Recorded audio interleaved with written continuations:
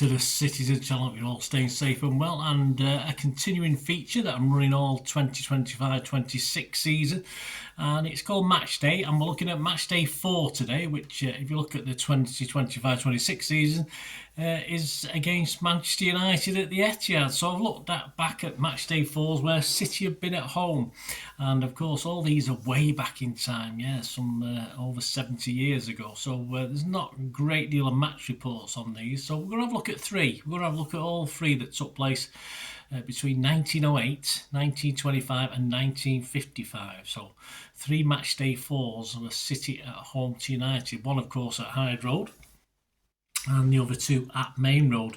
So we'll have a look at the good, the bad and the in-between. That's what we do on this. I don't shy away from defeats. We've got one of each in this one. We've got a win, a loss and a draw. So and a few other little things thrown in as well from the time, just for your information. We do all right in this one actually against United in history. Let's have a look at the first one. We're going back in time, and the first Match Day 4 meeting took place at City's Hyde Road in the 1908-1909 season. It was September the 19th. There's a couple of great images there taken from the fantastic Gary James book, The Manchester City Years, which includes a sort of a postcard of the City lineup for 1908-9, the squad picture, and a drawing of City's goal in that game. Yes, because we do start off, sadly, with a defeat. United came to Hyde Road as reigning champions that season. And City, we'd recovered from the match fixing and wage scandal that had decimated us at the end of the 1904-05 season, of course. We'd actually finished third, which was quite some achievement from Harry Newbold, who was the manager then, Harry Newbold's men. The lineups for this game in City in goal was Walter Smith. Yes, not the Walter Smith you probably know, some of you might know now. Tommy Kelso, Bert Jackson, Jim Buchan, Bill Eadie, Jimmy Blair, Charlie Webb, Billy Lott Jones, Irvine Thornley, Davy Ross and George Dorset. United at the time were managed by Ernest Magnol, who of course would cross over and manage us later in his career. In goal they had George Moga, there's a good name, George Stacey, Harold Hardman, Charlie Roberts, George Wall, Dick Duckworth, Alex Downey, Jimmy Bannister, of course he was ex-City, Billy Meredith, ex-City, and Jimmy Turnbull, all ex-City, of course, moved across after the scandal we were talked about a minute ago. We started well. Irvine Thornley put the Blues ahead, but Hals and Turnbull won the game for United in front of a packed Hyde Road crowd, so it didn't go too well for us. We lost it 2-1. The aftermath of that, despite a Jimmy Conlin goal for City at Bank Street, Clayton, which is where they played before they moved to Old Trafford on the 23rd of January, another bumper 40,000 crowd there. We lost the return game despite that Jimmy Conlin goal, 3-1. Wall and ex-Blue Sandy Turnbull, who scored 2 goals, with the United scorers. United's defence of the title was fairly poor that season. They went on to finish 13th of 20 teams, but of course significant compensation for them with those ex-City players as well in lifting the FA Cup. City, though, we struggled with 6 games left. We appeared to be close to safety, only needed a point, literally, from our last 6 games. 3 points from our last 6 games, but it was a horrible finish. We actually won 1, but lost the other 5, so we couldn't even get that extra point. And we were relegated alongside Leicester Fosse at the time. Even then it was only because of Bradford's superior goal average. Well, even Bradford City had the same points as us, but they did have a slightly better goal average, so we ended up going down. So it didn't end up very well. It wasn't the greatest seeds to start with. Things will get better, I promise. Let's leap forward now. Let's leap forward to 1925-26 season. Perhaps not get better, but perhaps it won't get better just yet, but it certainly will, perhaps against United.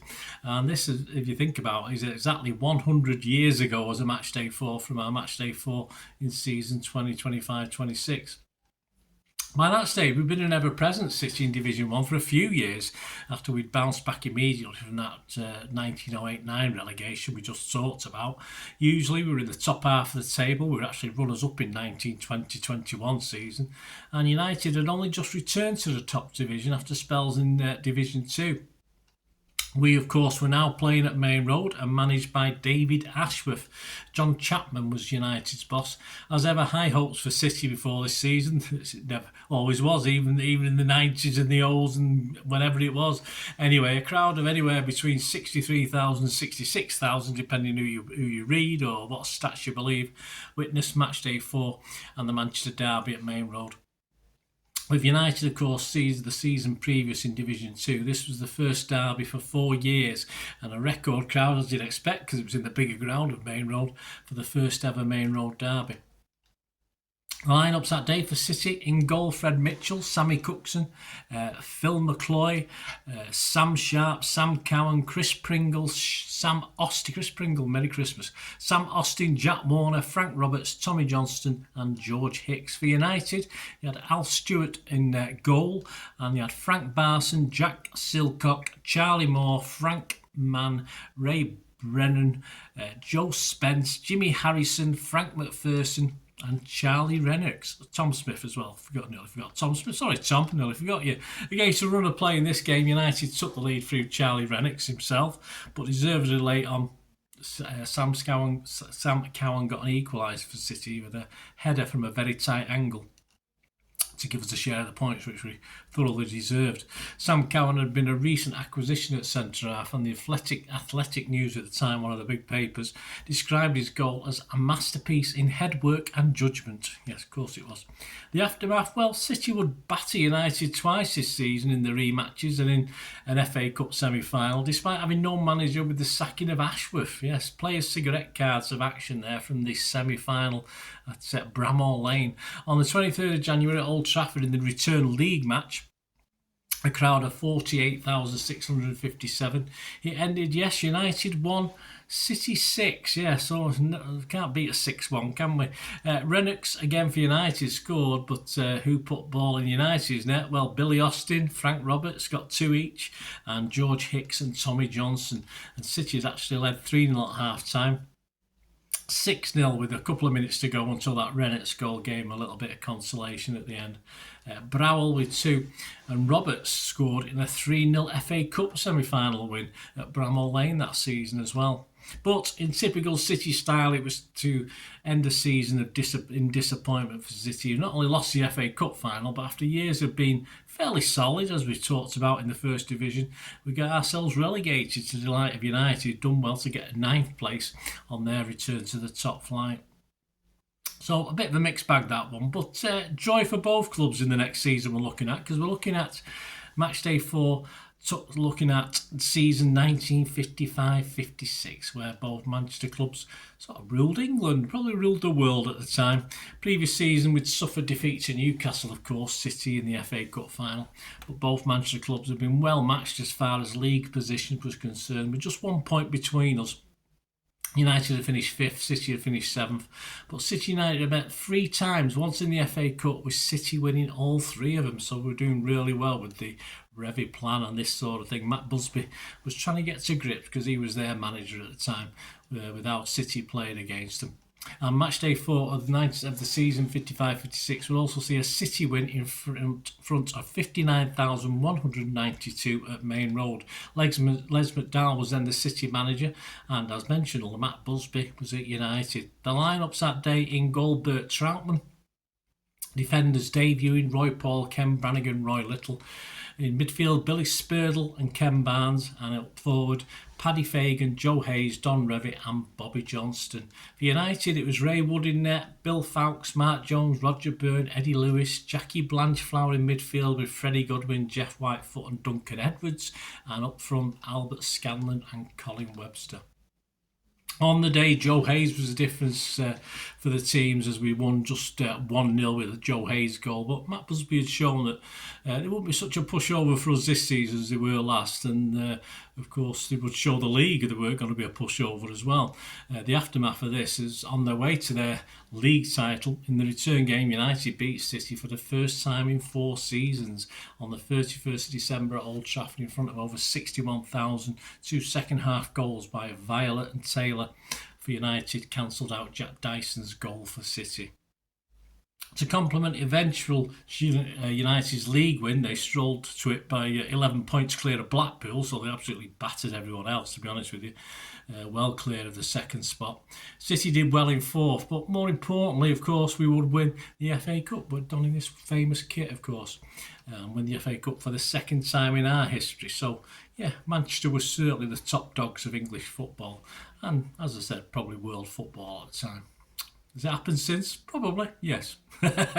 Anyway, thanks for watching, guys. Hope you enjoyed this little look at Matchday 4s. A look back at City versus United on the previous 3 Matchday 4s as we approach another Matchday 4 for seasons 2025-26. Hope you enjoyed it. If you enjoyed the content, please push those buttons. If you want to support the channel, that would be absolutely wonderful. Next time out, we're going to revisit a Matchday 5. I'm not so happy, but a very interesting one, yeah. An away trip for Peter Reid's City to Highbury and Arsenal. Never a happy hunting ground, was it? But an interesting game to talk about nonetheless, so we'll talk about that next time. Thanks for watching, guys. Please, if you like what I try and do, want to support the channel or follow me on my socials, etc., just stay watching and listening. Thanks for that, guys. Hope you enjoyed the feature anyway, and please, if you can, give us a thumbs up, give us a like, that'd be wonderful.